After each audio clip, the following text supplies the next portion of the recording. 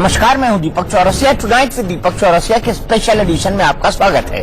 गुजरात के चुनाव में बीजेपी की नैया पार तो लग गई, लेकिन गुजरात का सीएम कौन होगा, अब माथापच्ची इसे लेकर हो रही है। सूत्रों की माने तो गुजरात में बीजेपी मौजूदा सीएम विजय रूपानी की जगह पर किसी दूसरे चेहरे की तलाश कर रही है, जो गुजरात में पीएम मोदी के विकास के एजेंडे को लागू करने के साथ ही 2019 के लिए भी पार्टी की स्थिति मजबूत करे। गुजरात और हिमाचल में इस वक्त सीएम की रेस में कौन कौन है और उनका मजबूत पक्ष क्या क्या है, हम बारी बारी से हर बात आपके सामने रखेंगे और ये भी समझाने की कोशिश करेंगे कि कौन किस नेता पर भारी है। तो सबसे पहले आपको दिखाते हैं वो 4 बड़े नाम जो फिलहाल गुजरात में सीएम की रेस में सबसे आगे हैं।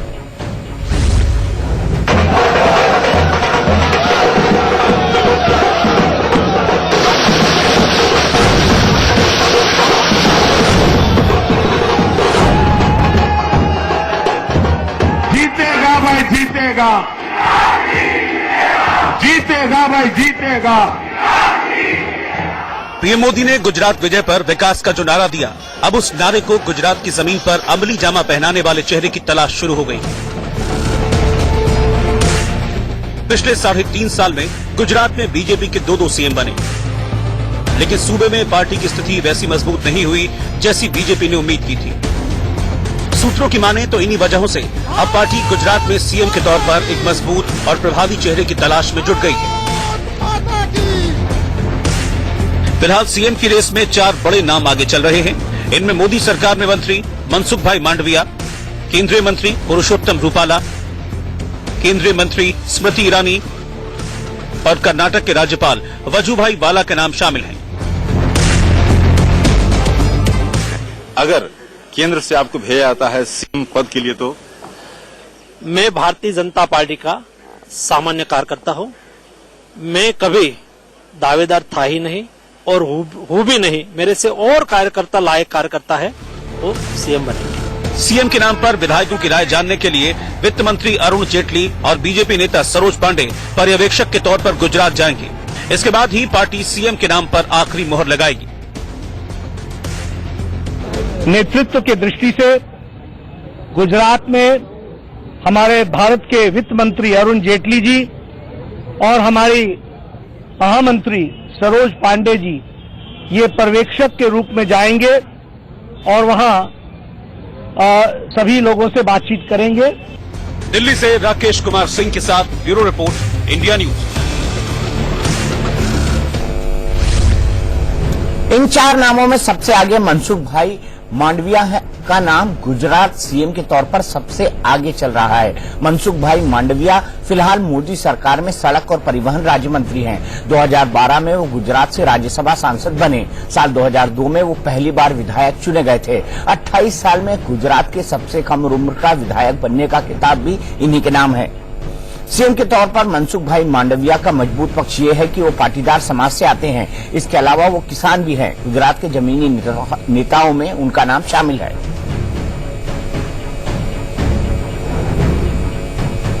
फिलहाल मनसुख भाई मांडविया ये कह रहे हैं कि वो नहीं बनना चाहते सीएम। बीजेपी में कई ऐसे कार्यकर्ता हैं जो मुझसे भी ज्यादा लायक है, लेकिन मनसुख भाई मांडविया का सबसे बड़ा पक्ष ये है कि वो एक ग्राउंडेड आदमी है, जमीन पर रहना जानते हैं, पाटीदार समुदाय से आते हैं, किसान भी है। और खास बात ये थी कि किसानों और पाटीदारों की नाराजगी इस बार बीजेपी की सबसे बड़ी कमजोरी थी। इसलिए मनसुख भाई मांडविया का नाम इसलिए आ रहा है क्योंकि वो केंद्र में एक मजबूत विभाग के मंत्री हैं, सड़क और परिवहन, जिसमें नितिन गडकरी जो है वो मुख्यमंत्री हैं और नंबर 2 उनके जो है मनसुख भाई हैं। ऐसे में मनसुख भाई का नाम एक मजबूत पक्ष की तरह है। धीमंत पुरोहित हमारे साथ वरिष्ठ पत्रकार जुड़ गए हैं। धीमंत, मनसुख भाई मांडविया का नाम एकाएक कैसे आ गया? जो है वो मुख्यमंत्री है। देखिए दीपक जी, गुजरात में लोगों ने कांग्रेस को तो हराया है पर बीजेपी को डराया है। गुजरात के लोगों ने गुजरात गौरव को वोट दिया, पर गौरव घमंडी ना हो जाए उसका भी ध्यान रखा है। और पहली बार ऐसा हुआ, आमतौर पे हार शर्मनाक होती है, गुजरात में बीजेपी की जीत उनके लिए शर्मनाक है। तो अब उसका ठीकरा किसी के ऊपर तो फोड़ना है, तो ये ठीकरा फूटेगा विजय रूपानी और नितिन पटेल पे। विजय रूपानी के अब फिर से मुख्यमंत्री बनने की संभावना ना के बराबर है। उनके बजाय मुख्यमंत्री किसको बनाया जाए, तो जो नाम आगे आ रहा है उसमें सबसे आगे, जैसे कि आपने कहा, मनसुख मांडविया का नाम है। वो जमीन से जुड़े नेता है, पाटीदार है, सौराष्ट्र के जहां सबसे ज्यादा मार पड़ी है बीजेपी को इस चुनाव में, और सबसे उनका प्लस पॉइंट कहे तो वो मोदी की पसंद है, मोदी की गुडबुक में है। मोदी की पसंद है, मोदी की गुडबुक पे है, इसीलिए कैबिनेट में उस मंत्रालय में वो है जो मोदी के हिसाब से सबसे महत्वपूर्ण इंफ्रास्ट्रक्चर की मिनिस्ट्री है। गुजरात के सीएम की रेस में दूसरा बड़ा नाम पुरुषोत्तम रूपाला का है। पुरुषोत्तम रूपाला फिलहाल मोदी सरकार में कृषि राज्य मंत्री हैं। गुजरात से ही वो राज्यसभा सांसद भी हैं और गुजरात बीजेपी के अध्यक्ष भी रह चुके हैं। गुजरात में वो लगातार 3 बार विधायक चुने गए हैं। पुरुषोत्तम रूपाला की जो बातें उनकी दावेदारी मजबूत बनाती है, उनमें सबसे अहम यह है कि वो एक तेज तर्रार और अनुभवी नेता माने जाते हैं। इसके अलावा रूपाला पाटीदार समुदाय से आते हैं, जो उनकी उम्मीदवारी के पक्ष को और मजबूत बनाता है। वो कड़वा पटेल है, जिस समुदाय में हार्दिक पटेल भी आते हैं। गुजरात चुनाव में उन्होंने पाटीदारों के गढ़ में कई सफल रैलियां की थी। इसके अलावा उन्हें पीएम मोदी का भी करीबी माना जाता है। पुरुषोत्तम रूपाला को हम सब जानते हैं। जीवंत हमारे साथ नहीं है, लेकिन मैं पुरुषोत्तम रूपाला के बारे में ये बता दूं, वो गुजरात बीजेपी के अध्यक्ष रह चुके हैं, जमीन से जुड़े हुए आदमी हैं और लंबे समय तक उन्होंने संगठन का काम किया है। और साथ ही साथ पुरुषोत्तम रूपाला की जो सबसे महत्वपूर्ण बात है वो ये है कि वो चुपचाप जो काम उनको दिया जाए वो करते हैं। कड़वा पटेल समुदाय से आता है, जिसके हार्दिक पटेल हैं, और हार्दिक की एक बड़ी काट है। जब हार्दिक बहुत दिक्कत दे रहे थे इन चुनाव में, तब पुरुषोत्तम रूपाला आगे आए और पुरुषोत्तम रूपाला ने एक के बाद एक कई सभाएं की। कड़वा पटेल समुदाय वो समुदाय है जो हमेशा से बीजेपी का सपोर्टर रहा है, और यही कारण है कि एक पाटीदार को पुरुषोत्तम रूपाला, जो कि एक पाटीदार है, उनको राज्यसभा सांसद भी बनाया गया और अब केंद्र में वो कृषि राज्य मंत्री भी हैं। पुरुषोत्तम रूपाला के बारे में दूसरी बात कही जाती है कि वो प्रधानमंत्री नरेंद्र मोदी के बहुत नजदीकी हैं। मनसुख भाई मांडविया के बारे में वो ये कहा जाता है कि उनकी ज्यादा नजदीकी अमित शाह के साथ है। अब हम देखते हैं तीसरा बड़ा नाम किसका है। गुजरात के सीएम की रेस में तीसरा बड़ा नाम केंद्रीय सूचना और प्रसारण मंत्री स्मृति ईरानी का है। स्मृति ईरानी के पास आईएनबी मिनिस्ट्री के अलावा कपड़ा मंत्रालय भी है। साल 2011 में वो गुजरात से राज्यसभा सांसद चुनी गई थी। 2010 में स्मृति ईरानी बीजेपी महिला मोर्चा की अध्यक्ष बनी। 2014 में वो अमेठी से राहुल गांधी के खिलाफ चुनाव लड़ी थी। हालांकि इस चुनाव में वो राहुल गांधी से हार गई थी। सीएम की रेस में उनकी दावेदारी को मजबूत बनाता है उनकी तेज तर्रार छवि और उनका जाना माना चेहरा। स्मृति ईरानी नेतृत्व क्षमता में माहिर मानी जाती है। इसके अलावा संगठन में भी उनकी पैठ मानी जाती है। विरोधियों को करारा जवाब देने में स्मृति ईरानी बेहद माहिर है। इसके अलावा उन्हें गुजराती भाषा की भी अच्छी जानकारी है। दरअसल स्मृति ईरानी जब आई थी भारतीय जनता पार्टी के अंदर, तब वो एक बहुत बड़ी टेलीविजन एक्ट्रेस थी, और क्योंकि सास भी कभी बहू में तुलसी वीरानी का किरदार निभाती थी, क्योंकि वीरानी परिवार को, चूंकि गुजरात का वो एक परिवार था, इसलिए स्मृति ईरानी ने बाकायदा गुजराती सीखी थी। और पंजाबी होने के बावजूद, हाफ पंजाबी और हाफ बंगाली होने के बावजूद, स्मृति ईरानी जो हैं वो बहुत अच्छी तरह गुजराती सीख गई हैं।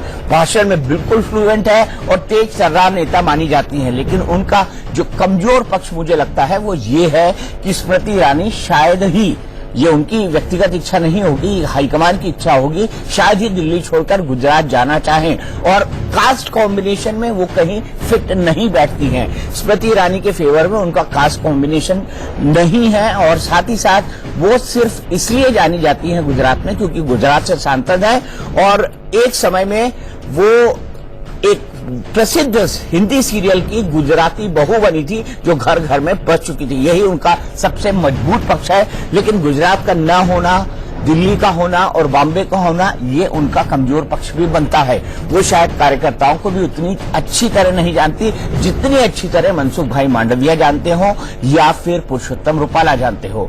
गुजरात सीएम की रेस में आखिरी बड़ा नाम है वजुभाई वाला का। वजुभाई वाला कर्नाटक के गवर्नर है। कर्नाटक के गवर्नर वो इसलिए हुए थे क्योंकि उनका राजनीति में, सक्रिय राजनीति से उनको रिटायर करना था। साल 1998 से 2012 तक गुजरात में वो मंत्री भी रहे थे। वजूभाई वाला ने आरएसएस के स्वयंसेवक के तौर पर अपने करियर की शुरुआत की थी और बाद में लगातार वो जुड़े रहे भारतीय जनता पार्टी से, विधायक बने, सांसद बने और साथ ही साथ केंद्रीय मंत्री भी बने। सीएम के तौर पर उनकी उम्मीदवारी का सबसे मजबूत पक्ष है उनका राजनीतिक और प्रशासनिक अनुभव। उन्होंने बताया कि मंत्री कई महत्वपूर्ण विभागों का जिम्मा संभाला है। इसके अलावा उनके पास संगठन की अच्छी जानकारी है। गुजरात के सौराष्ट्र में उनकी पकड़ मजबूत मानी जाती है, जहां इस बार के चुनाव में कांग्रेस ने बीजेपी को कड़ी शिकस्त दी थी। इसके अलावा क्षत्रिय समाज से वो एक मजबूत चेहरा माने जाते हैं। लेकिन उनका सबसे नेगेटिव पक्ष ये है वजूभाई वाला का कि वजूभाई वाला जो है वो गवर्नर है और गवर्नर पद पर भारतीय जनता पार्टी में ज्यादातर उन लोगों को भेजा जाता है जो अपनी सक्रिय राजनीति से रिटायरमेंट चाहते हैं या बीजेपी का हाई कमान उनको लगे कि वजूभाई वाला जो है वो नहीं इंटरेस्ट ले रहे हैं राजनीति के अंदर या उम्र ज्यादा हो जाती है। तो सबसे बड़ा नेगेटिव पॉइंट वजूभाई वाला के लिए यह है कि उनकी उम्र ज्यादा हो चुकी है, प्रशासनिक और राजनीतिक अनुभव उनके पास है, संगठन का अनुभव भी उनके पास है और लंबे समय तक वो भारतीय जनता पार्टी के मजबूत नेता रहे हैं। लेकिन कर्नाटक के गवर्नर के तौर पर अब वो ऑलरेडी संभाल रहे हैं बेंगलोर को और साथ ही साथ कर्नाटक को। कर्नाटक अहम इसलिए है क्योंकि भारतीय जनता पार्टी के लिए सबसे सामने जो चुनाव है वो कर्नाटक का ही है और जहां उसकी दावेदारी मजबूत है। ऐसे में वजूभाई वाला को सरकार के लोग डिस्टर्ब करेंगे, मुझे इसके चांसेस कम लगते हैं। जीवंत हमारे साथ जुड़ गए हैं। जीवंत, सबसे पहले बात करते हैं पुरुषोत्तम रूपाला की। मुझे बताइए कि पुरुषोत्तम रूपाला के पक्ष में क्या पॉजिटिव है और क्या निगेटिव? देखिए दीपक जी, मेरे हिसाब से पुरुषोत्तम रूपाला एक मजबूत नेता है। गुजरात की चप्पे चप्पे की उनके पास जानकारी है। वो वहीं सौराष्ट्र से आते हैं, पाटीदार नेता है। नरेंद्र मोदी के साथ जब वो मोदी यहां थे तब भी उन्होंने उनके साथ काफी काम किया है। पर उनके पक्ष में जो नेगेटिव पॉइंट मेरे हिसाब से जाता है वो है कि वो खुद भी सीएम बनना चाहते थे कई अरसे से गुजरात में, खासकर जब से मोदी गुजरात छोड़ के गए तब से। ये पॉइंट मेरे हिसाब से जहां तक मोदी का पॉलिटिक्स है उनके पुरुषोत्तम रूपाला के नेगेटिव में जा सकता है। दीपक, पुरुषोत्तम रूपाला की नेगेटिव में जा सकता है, लेकिन पुरुषोत्तम रूपाला कड़वा पटेल समुदाय से हैं। ये क्या उनके लिए एक पॉजिटिव पॉइंट हो सकता है जिस समुदाय से हार्दिक पटेल आते हैं? नहीं, इसमें कोई शक नहीं है। जैसा कि मैंने कहा कि पुरुषोत्तम रूपाला के कई पॉजिटिव पॉइंट्स है। वो उसी पाटीदार समाज से आते हैं जहां जिससे हार्दिक पटेल आते हैं। हार्दिक को कड़ी टक्कर अगर दे सकते हैं तो मनसुख मांडविया से भी ज्यादा पुरुषोत्तम रूपाला दे सकते हैं। एक मजबूत लीडर है, पर वो खुद एम्बिशियस है, महत्वाकांक्षी है। मोदी और शाह की जो पॉलिटिक्स है उसमें कोई भी एम्बिशियस आदमी इतना फिट नहीं बैठता जितना यस मैन बैठते हैं। यस मैन ही सबसे बड़ी बात कही जाती है भारतीय जनता पार्टी में आज के दिन में, और एम्बिशियस लोगों को थोड़ा दूर रखा जाता है। स्मृति ईरानी का यही नेगेटिव पॉइंट है कि स्मृति ईरानी बहुत एम्बिशियस हैं। स्मृति ईरानी गुजरात में आती हैं और एक बार उनका जो है बहुत पुरानी बात है लेकिन मोदी से विवाद भी हो चुका है। करेक्ट, स्मृति ईरानी का नाम जैसे ही दीपक जी ये सीएम पद की रेस में आ गया है, उनके साथ ही मेरी आरएसएस के कई नेताओं से बात हुई, बीजेपी के नेताओं से भी मेरी बात हुई, तो उन सबका विरोध स्मृति ईरानी को लेकर है। उनमें से मैं आपको बताऊं, आरएसएस के कई नेताओं का तो ऐसा भी मानना है कि अगर गुजरात का मुख्यमंत्री सिलेक्ट करने में मोदी शाह कोई गलती करते तो मोदी का एक और सपना भी यहां पूरा हो सकता है, लोकसभा के साथ साथ राज्य विधानसभा का चुनाव कराने का। 2019 में अगर यहां कोई गड़बड़ी हुई सीएम पसंद करने में तो हो सकता है गुजरात के मिड टर्म पोल भी 2019 या उससे पहले कराने की नौबत आए। तो एक बड़ा महत्वपूर्ण और इंपॉर्टेंट फैसला है मोदी शाह के लिए। जो गड़बड़ी पिछले दिनों नेतृत्व की सिलेक्शन में यहां हुई वो अगर फिर से होती है तो गुजरात मोदी शाह बीजेपी के हाथ से जा सकता है, जो मुझे नहीं लगता मोदी किसी तरह अफोर्ड कर सकते हैं 2019 लोकसभा चुनाव से पहले। मुझे ये बताइए, वजूभाई वाला एक मजबूत चेहरा है, लेकिन वजूभाई वाला का क्या निगेटिव पॉइंट है? मेरे ख्याल से वो रिटायर हो चुके हैं और रिटायर होने के बाद उन्हें राजभवन भेजा जा चुका है, और ऐसे राजभवन भेजा गया है जहां पर बीजेपी की बड़ी उम्मीदें हैं, कर्नाटक के राजभवन में। ऐसे में उनको राजभवन से बुलाना फिर मुख्यमंत्री बनाना, ये क्या ठीक होगा? देखिए, मुझे लगता है अगर मनसुख मांडविया मोदी और शाह को रूपानी की तरह एक ढीले नेता लगे, या फिर पुरुषोत्तम रूपाला बहुत ही एम्बिशियस नेता लगे और स्मृति ईरानी को मोदी दिल्ली या अमेठी से शिफ्ट ना करना चाहे, तो फिर उनके पास वजूभाई वाला के अलावा और कोई चारा नहीं है। वजूभाई वाला गुजरात के नेता है, मजबूत नेता है, ओबीसी नेता है, और आपको याद होगा कि वजूभाई वाला ने अपनी राजकोट की सीट खाली की थी मोदी के लिए, जब हरेन पंड्या ने एलिसब्री सीट देने से मना कर दिया था 2002 में। तो वजूभाई वाला को ऑब्लाइज भी कर सकते हैं मोदी, पर वजूभाई वाला का जैसा कि आपने कहा कि नेगेटिव पॉइंट वही है कि ही 72+, जो बीजेपी के हाल के पॉलिटिक्स में इस उम्र के लोगों के लिए खास कोई जगह नहीं है। अगर मजबूरी रही तभी वजूभाई वाला को कर्नाटक के बेंगलोर के राजभवन से शिफ्ट करके गुजरात लाया जा सकता है, अदरवाइज नहीं। अगर वजूभाई वाला का पॉजिटिव पहलू माना जाए कि मोदी के वो कट्टर समर्थक है, तो उनका निगेटिव पहले ये भी है, लेकिन ऐसा भी हो चुका है कि 72 साल से ऊपर की आनंदीबेन को बनाया गया था जब मोदी जी छोड़कर गए थे मुख्यमंत्री का पद प्रधानमंत्री चुनकर। दीपक जी, दिलचस्प हो गया जानना कि वजूभाई को गुजरात से शिफ्ट करने की एक बड़ी वजह यह भी थी कि आनंदीबेन को मुख्यमंत्री बनाना था। मोदी नहीं चाहते कि आनंदीबेन मुख्यमंत्री बने तो उनके सामने कोई ऐसा बड़ा नेता विधानसभा में या गुजरात में हो जो उनको लिए चुनौती बन सके। इसीलिए वजूभाई वाला को गुजरात से शिफ्ट करके बेंगलोर कर्नाटक के राजभवन में ले जाया गया। और जैसे कि आप जानते हैं, जो 70+ है, 72+ है, उनके लिए एक बार तो ऑफिशियली कहा भी गया था कि अब बीजेपी की पॉलिटिक्स में जहां तक पावर पॉलिटिक्स है उसमें खास कोई जगह नहीं है। पर जैसे कि मैंने आपको कहा कि मजबूरी हर काम कराती है आदमी से। बीजेपी की अगर मजबूती रही तो हर नियम ताक पे रख के वजूभाई वाला को वापस लाया जा सकता है। तो 4 हमने नाम लिए हैं। पहला नाम हमने मनसुख भाई का लिया, दूसरा नाम हमने पुरुषोत्तम रूपाला का लिया, तीसरा नाम हमने स्मृति ईरानी का लिया, चौथा नाम हमने वजूभाई वाला का लिया। मनीष, आपको क्या लगता है? आप मुझे बताइए, आपका विश्लेषण गुजरात का क्या कहते हैं, आपके सोर्सेस क्या कहते हैं?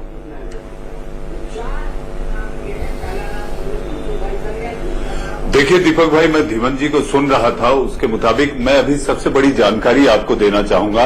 हमारे जानकार सूत्र ये कहते हैं कि नरेंद्र मोदी ने कुछ दिनों पहले वजूभाई वाला को बुलाकर उनसे बातचीत की थी और उन्हें कहा था कि आप अपने राजभवन के जो काम हैं उन्हें जल्द से जल्द निपटाने की कोशिश करिए। तो मैं ये मानता हूं कि ये संकेत है कि कहीं न कहीं वजूभाई वाला पर नरेंद्र मोदी की नजर है। और इसके साथ साथ अगर बात की जाए कि वजूभाई वाला क्यों, एक तो वो ऐसे जनसंघ के समय से जुड़े हुए नेता हैं जिन्होंने जीरो से पार्टी को ऊपर आते देखा और उसके साथ साथ 18 बार उन्होंने गुजरात की विधानसभा में वित्त मंत्री के रूप में उन्होंने बजट पेश किया है, राजस्व विभाग उन्होंने संभाला है और वित्त विभाग के साथ साथ वो मोदी के करीबी माने जाते हैं। एक ही नेगेटिव दीपक भाई जो मुझे लगता है जो उनके खिलाफ जाता है वो है उनकी उम्र। हालांकि ये सारी बातें मुझे नहीं लगता कि बहुत ज्यादा मायने रखेंगी। अगर सारी चीजें बेहतर चल रही हैं तो उसके मुताबिक वजूभाई वाला मोदी के करीबी हैं, बहुत राजनीति के जानकार हैं और राजस्व और वित्त विभाग जैसे महत्वपूर्ण विभाग को उन्होंने संभाला है, अध्यक्ष रह चुके। तो ये सारी बातें वो सारी परिपाटी को, गुजरात की राजनीति को, ओबीसी के नेता हैं, पाटीदार से अलग खड़े होते दिखाई देंगे। और मोदी एक संकेत और संदेश देना चाहते हैं कि अगर पाटीदार किसी वजह से नाराज हैं तो ओबीसी को साथ रखकर वो एक नई धुरी शुरू करने की कोशिश कर सकते हैं। ये मेरी अंदर खाने की जानकारी है, मेरे जानकार सूत्रों से बात हुई है, मोदी की वजूभाई वाला से मुलाकात हुई है और इस तरह के संकेत उन्होंने दिए हैं। धीमन, आपको ये पॉसिबिलिटी लगती है कि चूंकि वो ओबीसी समुदाय से हैं और सबसे ज्यादा पॉपुलेशन अगर किसी की तो ओबीसी की है और अपर कास्ट वैसे भी भारतीय जनता पार्टी को वोट करता है, तो ये एक बड़ी पॉसिबिलिटी बन सकते हैं क्योंकि ओबीसी ने ही इस बार मोदी की सरकार बचाई है? बेशक, मेरे हिसाब से आपने जो 4 नाम अभी गिना है उसमें टॉप पर फ्रंट रनर अगर कोई हो तो वजूभाई वाला ही है। भले ही वो 72+ है, वो ओबीसी है, गुजरात की राजनीति का वजूभाई को जो एक्सपीरियंस है, एक्सपोजर है, वो इन सभी चारों में से किसी को नहीं है। वो एक मैच्योर लीडर है और जैसे कि मोदी ने कहा वो तुरंत गुजरात छोड़ के कर्नाटक भी गए थे, तो मोदी का पूरा भरोसा है उन पर। आपको याद होगा जब मोदी थे तब वजूभाई को एक बार स्पीकर भी बनाया गया था, तो मंत्री पद भी छोड़ा था उन्होंने मोदी के लिए। इससे भी बड़ा उन्होंने मोदी के लिए अपनी राजकोट की सीट छोड़ी थी, जैसे कि मैंने बताया। तो मोदी पूरी तरह भरोसा करते हैं और गुजरात के मामले में मोदी कोई भी चांस नहीं लेना चाहते। 2019 के चुनावों से पहले गुजरात ने पिछले चुनाव में 2014 में मोदी को 26 में से 26 सीटें दी थी जिस तरह गुजरात में बीजेपी को 99 सीटों में सिकुड़ जाना पड़ा, सिमट जाना पड़ा, इसके बाद मुझे नहीं लगता मोदी कोई भी चांस लेंगे गुजरात के बारे में। अपने सबसे ज्यादा भरोसे के बंदे को वो गुजरात में मुख्यमंत्री बनाना चाहेंगे, जो 2019 में उनको 26 में से 26 सीटें दिला पाए। आपको क्या लगता है, क्या ये लगभग तय है कि विजय रूपाणी और नितिन पटेल में से कोई दावेदार नहीं होगा? उनकी दावेदारी का तो कोई सवाल ही नहीं पैदा होता। गुजरात में मुख्यमंत्री वही बनेगा जो प्रधानमंत्री नरेंद्र मोदी चाहेंगे। प्रधानमंत्री नरेंद्र मोदी की क्या चाहत होगी वो उन्होंने कन्वे कर दी होगी। मोदी ने अमित शाह के साथ मुझे लगता है इस बारे में बात भी कर ली है, और सेंट्रल पार्लियामेंट्री बोर्ड की मीटिंग जो होगी उसमें ये तय होगा, और तय नाम लेके जेटली गुजरात आएंगे और गुजरात के एमएलए के साथ बैठक करके 25 तारीख से पहले नाम कन्वे कर दिया जाएगा। और एमएलए की औपचारिक मोहर के बाद, जैसे कि हमने आपको पहले भी बताया, 25 दिसंबर को गुजरात के मुख्यमंत्री की स्वेरिंग इन सेरेमनी होगी। महेश भाई, बड़ा छोटा सा जवाब चाहूंगा कि मनसुख भाई, पुरुषोत्तम रूपाला और स्मृति ईरानी, आप वजू भाई वाला को आपको हिसाब से वो फ्रंट रनर है, ये तीन नाम क्यों नहीं होंगे? क्योंकि इसमें से तीनों के तीनों सांसद है गुजरात विधानसभा के लिए नहीं चुने गए हैं और न ही वजू भाई वाला चुने गए हैं। चारों ऐसे लोग हैं जो नॉन एमएलए हैं।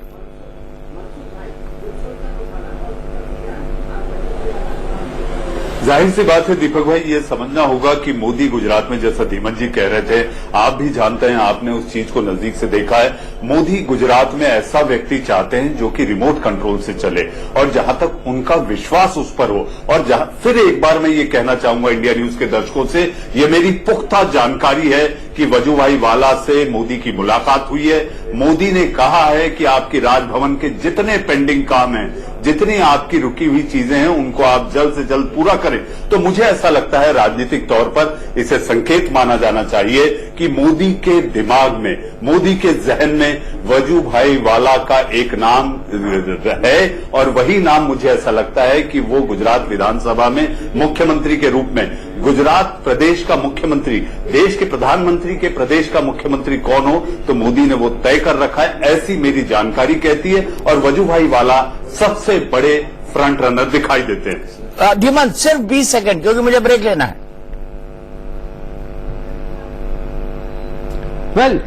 ये बात जो वजूभाई वाला ने को कन्वे कर दी है मोदी ने राजभवन के अपने काम समेटने की, वो गुजरात चुनाव के पहला वोट पड़ा उससे पहले से यहां चल रही है। तो इसका मतलब साफ है कि मोदी को भी पता था कि गुजरात के नतीजे क्या आने वाले हैं, और वो विजय रूपाणी का रिप्लेसमेंट गुजरात चुनाव के वोट पड़े इससे पहले से ढूंढ रहे थे। बिल्कुल, बहुत पहले से ढूंढ रहे हैं। इसीलिए अभी हमको ऐसा लगता है, अपने दोनों सहयोगियों से बात करने के बाद, वरिष्ठ पत्रकार धीमन और हमारे पॉलिटिकल एडिटर मनीष अवस्थी, की वजूभाई वाला का सबसे स्ट्रांग चांस है। हालांकि चारों नॉन एमएलएज हैं, एक गवर्नर है, 3 राज्यसभा के सांसद हैं, और इसके साथ ही साथ हम बात करेंगे हिमाचल की। तो टुनाइट विद दीपक चौरसिया में आपका एक बार फिर से स्वागत है। ब्रेक से पहले हमने आपको दिखाया गुजरात में सीएम की रेस में 4 बड़े नाम, और अब हम बात करेंगे हिमाचल प्रदेश की। हिमाचल प्रदेश में बीजेपी को बड़ी जीत तो मिली, लेकिन सीएम उम्मीदवार रहे प्रेम कुमार धूमल की हार से जीत का जश्न फीका हो गया। गुजरात के साथ ही बीजेपी हिमाचल में भी सीएम के चेहरे की तलाश हो रही है। सोमवार को हुई बीजेपी संसदीय बोर्ड की बैठक में यह तय हुआ कि रक्षा मंत्री निर्मला सीतारमण और केंद्रीय मंत्री नरेंद्र तोमर पर्यवेक्षक के तौर पर हिमाचल जाएंगे। यहां वो विधायकों से बातचीत करके उनकी राय जानेंगे। इसके बाद पार्टी सीएम उम्मीदवार के नाम पर आखिरी मोहर लगाएगी। हिमाचल प्रदेश में सीएम की रेस में 2 बड़े नाम सबसे आगे चल रहे हैं, और ये नाम है बीजेपी विधायक जयराम ठाकुर और केंद्रीय मंत्री जेपी नड्डा के। जयराम ठाकुर मंडी के सिराज विधानसभा क्षेत्र से विधायक चुने गए हैं। वो लगातार 5वीं बार विधानसभा पहुंचे हैं। हिमाचल सरकार में वो कैबिनेट मंत्री रह चुके हैं। इसके अलावा हिमाचल प्रदेश में पार्टी के अध्यक्ष भी रह चुके हैं, यानी इनके पास प्रशासनिक और संगठन दोनों का अनुभव है। सीएम की रेस में इनका सबसे मजबूत पक्ष यह है कि ये राजपूत समुदाय से आते हैं, और अहम बात यह है कि हिमाचल प्रदेश में सबसे ज्यादा करीब 37% राजपूत वोटर हैं। संगठन से आम जनता तक इनकी मजबूत पकड़ मानी जाती है। जयराम ठाकुर की दावेदारी को और मजबूत बनाता है ये। इसके अलावा वे संघ के करीबी भी माने जाते हैं।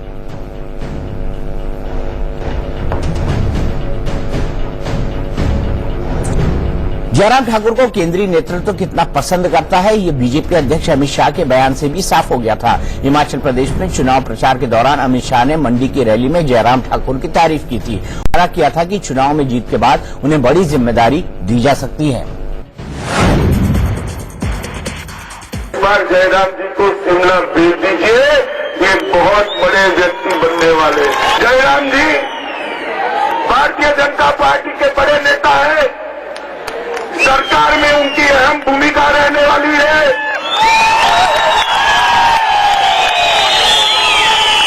विधायक रहते हुए 58 में से 56 पंचायतों को रोड से जोड़ दिया। अगर वो सरकार में बड़े व्यक्ति बनेंगे तो क्या होगा बताओ। जयराम ठाकुर के अलावा हिमाचल सीएम की रेस में दूसरा बड़ा नाम केंद्रीय मंत्री जेपी नड्डा का है। जेपी नड्डा फिलहाल केंद्र में स्वास्थ्य एवं परिवार कल्याण मंत्री हैं और पार्लियामेंट्री बोर्ड के सदस्य भी। हिमाचल में वो 3 बार विधायक और 2 बार मंत्री भी रह चुके हैं। नड्डा ब्राह्मण समाज से आते हैं। हिमाचल प्रदेश में ब्राह्मण वोटरों की आबादी करीब 18% है। जेपी नड्डा की दावेदारी इसलिए मजबूत मानी जा रही है क्योंकि उन्हें केंद्रीय नेतृत्व का करीबी माना जाता है। इसके अलावा संगठन पर उनकी अच्छी पकड़ मानी जाती है। नड्डा कई चुनाव में बड़ी जिम्मेदारी निभा चुके हैं और इस बार भी हिमाचल में होने वाली रैलियों की जिम्मेदारी खासतौर पर जेपी नड्डा को दी गई थी। जाहिर है पार्टी उन पर भरोसा करती है।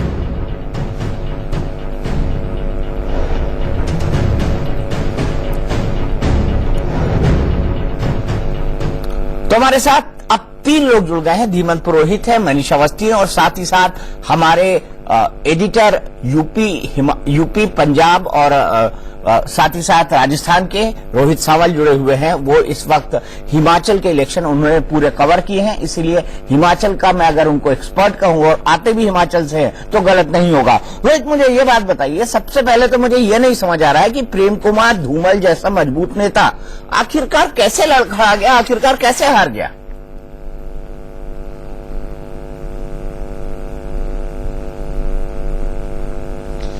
हाँ बिल्कुल दीपक जी, ये पूरा ये जो सवाल आपने पूछा, हिमाचल प्रदेश की वादियों में ये सवाल गूंज रहा है। हर कोई इस सवाल का जवाब ढूंढने की कोशिश कर रहा है, लेकिन जो शुरुआती दौर में अगर हम देखें बड़े ध्यान से, थोड़ा सा पीछे दीपक जी ले जाऊंगा। जब विधानसभा चुनाव जब हो रहे थे तो प्रेम कुमार धूमल की जो इच्छा थी, वो चाहते थे कि वो हमीरपुर सीट से चुनाव लड़े, लेकिन संगठन ने उनको कहा कि आप सुजानपुर सीट से चुनाव लड़िए। और मैं दीपक जी आपको बता दूं, जिनसे प्रेम कुमार धूमल ने अपना चुनाव हारा है वो प्रेम कुमार धूमल के चेले रहे हैं, यानी शिष्य रहे हैं। तो यहाँ पर चेले ने गुरु को मात दे दी, पटकनी दे दी।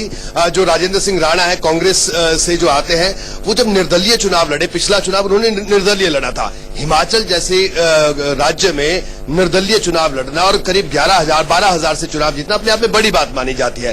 राजेंद्र राणा का सुजानपुर में 1-to-1 कनेक्ट बहुत शानदार था, इस बात से इनकार नहीं किया जा सकता। मैन टू मैन उनकी मार्किंग शानदार थी। प्रेम कुमार धूमल क्योंकि इससे पहले बमसन से चुनाव लड़ते थे, जो कि हमीरपुर के आसपास का इलाका पड़ता है, हमीरपुर भी उनका कार्यक्षेत्र रहा है, लेकिन इस बार उन्हें सुजानपुर भेजा गया। तो जाहिर सी बात है ये एक बड़ा कारण था कि अगर मैन टू मैन वर्किंग की बात की जाए तो राजेंद्र राणा ज्यादा मजबूत थे, क्योंकि प्रेम कुमार धूमल ऐन वक्त पर सुजानपुर उनको भेजा गया। अब उससे पहले यही अटकलें लग रही थी कि वो हमीरपुर से ही चुनाव लड़ेंगे, तो उनका जो स्थानीय सिस्टम है वो हमीरपुर पर ही कंसंट्रेट कर रहा था। इस बात से कोई इनकार नहीं कर सकता।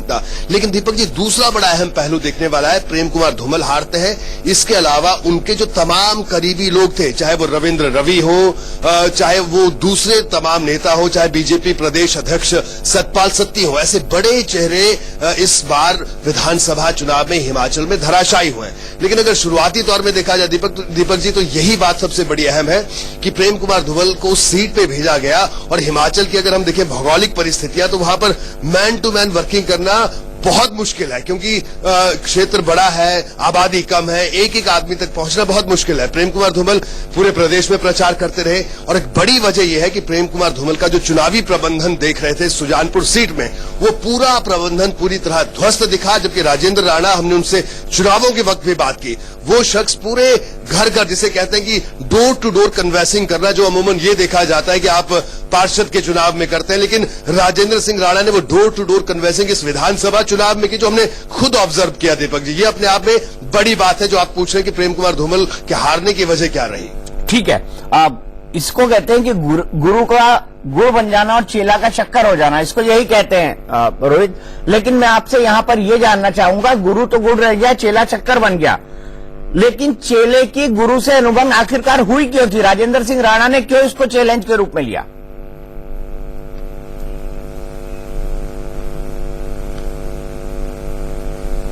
जी, मैं दीपक जी आपको बता दूं कि जब पिछली बार का जो चुनाव था, राजेंद्र सिंह राणा भी उनकी राजनीतिक महत्वाकांक्षाएं थी। वो एक व्यापारिक घराने से वो आते हैं, मतलब जिसे कहा जाए कि वित्तीय स्थिति से काफी मजबूत उन्हें माना जाता है। लेकिन खैर, वो जब उनकी राजनीतिक महत्वाकांक्षाएं सामने आई तो उन महत्वाकांक्षाओं को प्रेम कुमार धूमल उस वक्त उस तरह से एड्रेस नहीं कर पाए जिस तरह से वो चाहते थे। ये बात बनी तो वो इंडिपेंडेंट उन्होंने चुनाव लड़ा, जीत गए। उसके बाद वीरभद्र सिंह ने राजेंद्र राणा को हाथों हाथ लिया और कांग्रेस में शामिल करवा, इस बार सुजानपुर से कांग्रेस का टिकट दिया। तो कहीं ना कहीं जो गुरु था, चेला गुरु की तमाम कमजोरियां जानता था और चेला जो है गुरु पर हावी हो गया इस तरह से। चलिए, गुरु गुड़ बन गया, चेला शक्कर हो गया, ये हमने बताया। लेकिन रोहित, मुझे अगला सवाल बताओ कि क्या जेपी नड्डा को स्वास्थ्य मंत्री की बड़ी जिम्मेदारी से निकालकर पार्लियामेंट्री बोर्ड के सदस्य हैं, वो नेतृत्व के करीबी हैं, बहुत पुराने बीजेपी के कार्यकर्ता हैं, भारतीय जनता युवा मोर्चा में रह चुके हैं, मेरे ख्याल से उसके अध्यक्ष भी थे। मुझे ये बताइए कि जेपी नड्डा को क्या दिल्ली से निकालना अफोर्ड कर पाएंगे अमित शाह और नरेंद्र मोदी जी?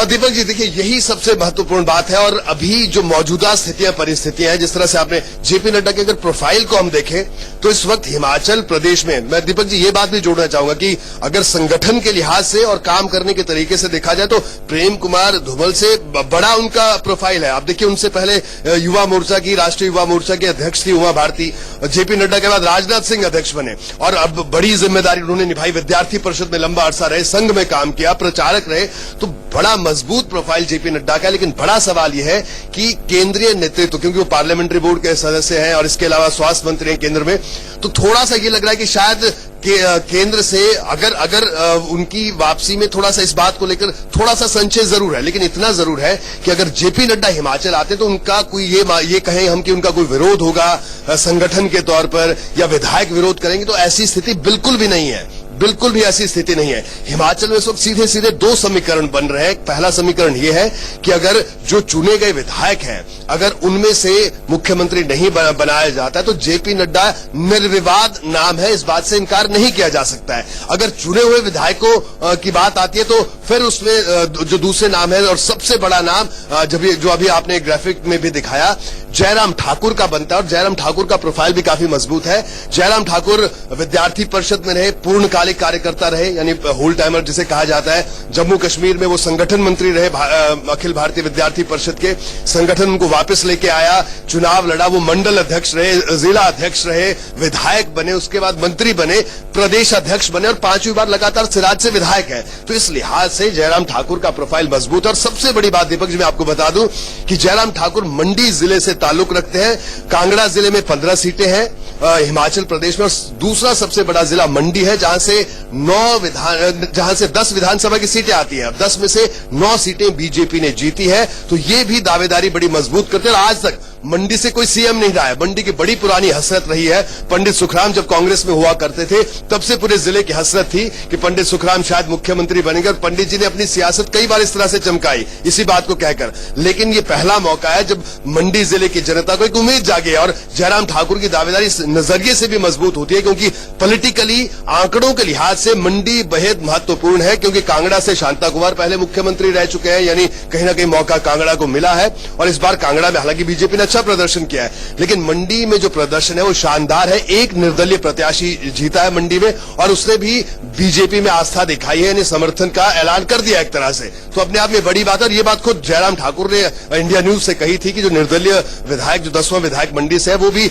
बीजेपी में उसने एक तरह से समर्थन की बात कही है। जी अब ठीक है, लेकिन क्या 37% वोटर ठाकुर हैं और 18% ब्राह्मण, और ठाकुर को आगे करके हिमाचल में चुनाव लड़ा गया, तो ऐसे में क्या ब्राह्मण को बनाया जा सकता है?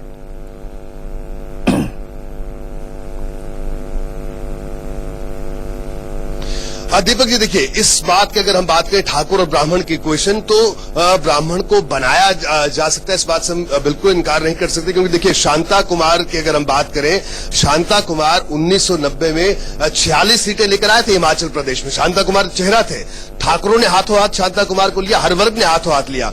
तो अगर हम कास्ट के लिहाज से देखें तो इस बात ये पॉसिबिलिटी बन सकती है कि ब्राह्मण भी चेहरा हो सकता है, अगर हिमाचल की दृष्टि से हम देखें। क्योंकि हिमाचल में ठीक है, जातिगत समीकरण हर जगह है, हिमाचल में भी महत्वपूर्ण है, लेकिन हिमाचल में ब्राह्मण और ठाकुरों के बीच में अगर हम ये कहेंगे इस बहुत गहरी लाइन में इक्वेशन बटी हुई, तो ऐसी स्थिति नहीं है। ठाकुरों ने शांता कुमार का भी साथ दिया, यानी थोड़ा सा इतना जरूर है कि हिमाचल प्रदेश की जो आवाम है, और खासतौर पर जिस वोट बैंक की आप बात करते हैं, वो थोड़ा सा वोकल लीडर को जरूर पसंद करते हैं। और जिन ब्राह्मण लीडर की आप बात करते हैं, जेपी नड्डा, वो कहीं ना कहीं उस फॉर्मेट में बैठते हैं, इस बात से इनकार नहीं किया जा सकता। लेकिन हाँ, इतना जरूर है कि अगर विधायकों में दावेदारी बनती है तो जयराम ठाकुर की दावेदारी मजबूत इसलिए बनती है क्योंकि उसकी तमाम वजह हमने गिनाई। जी दीपक जी, इसीलिए शायद अमित शाह ने कहा। लेकिन एक छोटा सा सवाल का जवाब दीजिएगा, अजय जम्वाल का भी नाम चल रहा था, ये अजय जम्वाल कौन से शख्स है और इनका नाम कैसे आया?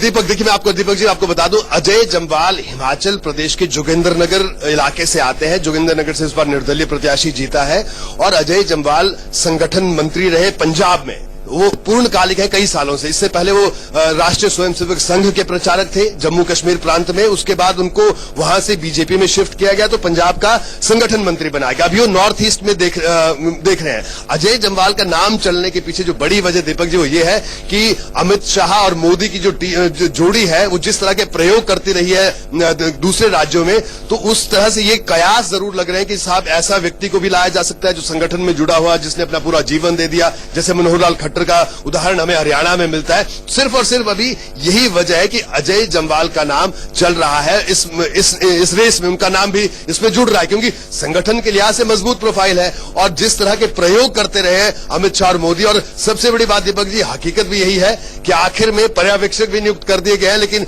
हिमाचल में जब हम लोगों से बात कर रहे थे तो सोचिए आम जनता का भी क्या कहना था, आम जनता की परसेप्शन। कई लोगों का यह भी कहना था कि ठीक आधे घंटे पहले एक नाम तय होगा, पर्यवेक्षकों को बता दिया जाएगा और उस नाम का ऐलान होगा। इस तरह की भी चर्चा है। चलिए, बहुत बहुत शुक्रिया रोहित, बहुत बहुत शुक्रिया मनीष, और बहुत बहुत शुक्रिया धीमंत आपका इतनी जानकारी देने के लिए। और मुझे लगता है कि इतनी इंसाइट किसी भी चैनल के पास नहीं होगी जो हमने हिमाचल और गुजरात के लिए दी है। गुजरात में हमारे सोर्सेज के हिसाब से वजूभाई वाला सबसे प्रबल दावेदार हैं, और यहां पर अगर देखा जाए तो जयराम ठाकुर की दावेदारी जेपी नड्डा पर भारी तो नहीं पड़ती है, लेकिन जयराम ठाकुर का एमएलए होना, 5वीं बार का एमएलए होना, मंडी में पार्टी का प्रदर्शन, ये साबित करता है कि वो एक सशक्त उम्मीदवार जरूर हैं। फिलहाल एक ब्रेक।